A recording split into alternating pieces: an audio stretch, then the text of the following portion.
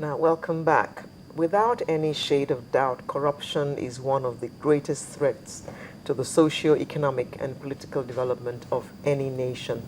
And Nigeria has been mouthing a fight against corruption over decades. Yet, the United States, for instance, has its own opinion about our fight against corruption.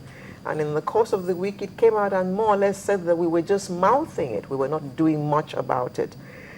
And the president said that most of those who scream, fight corruption, are actually the most corrupt in the country.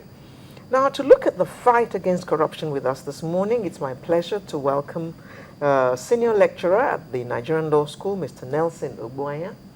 Good morning. A lecturer from University of Lagos, lecturer in political science, Mr. Dele Ashiru, as well as Mr. Babatunde Badamose, who is a public analyst and also a politician. Good morning. Good morning, gentlemen. It's always a pleasure. And thank you very much for joining us. Thank you.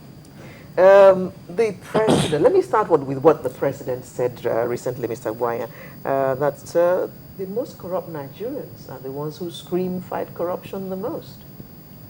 Yeah. I'd like your comment about that. That's an interesting statement for the president to make, don't you think? I think the president was right, because the issue here is that it becomes a cultural thing.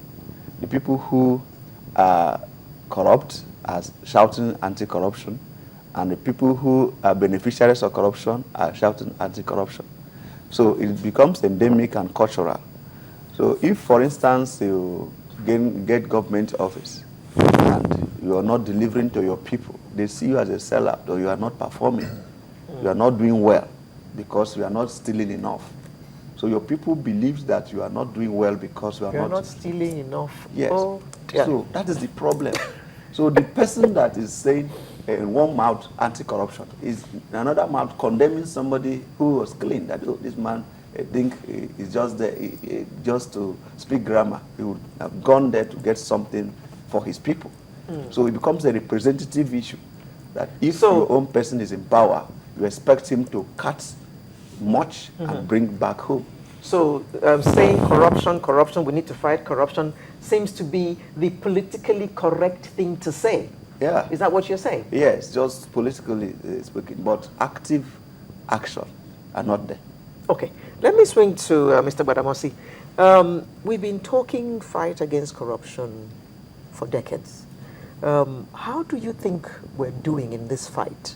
Do you see any signs of us actively fighting corruption? When you say us, Nigeria. if you're talking about Nigeria as a country, in terms of all the citizens of Nigeria, I think we're doing very badly. If you're talking about certain specific government agencies, non-governmental organizations, okay, and not-for-profit organizations, I'd say that some of them are actually doing quite well in terms of whistleblowing, in terms of pointing out clear instances of corruption, okay, and unfortunately, some government organizations, and I'm going to single out the FCC on this one, have had a rather checkered history of going after corrupt elements in the society. I'll cite, for instance, the issue of the former governor of Delta State, James Ibori, who was arraigned on a large number of counts at a specially created court. We now hear that the court was specially created for him at Asaba, the Federal High Court at Asaba, with Justice Marcel Awokulain presiding. And I think about 97 charges he was, absolved of every single one of them. Only for the EFCC haven't changed the pattern. The person in charge at the time haven't left. The FCC went after him. Okay, he skipped town, headed to Dubai, where he was hunted down, grabbed, and shoved over to the UK, where he was arraigned. And then for the same charges, which a Nigerian court found him not guilty, he was jailed. After a very open, very transparent, very clear trial.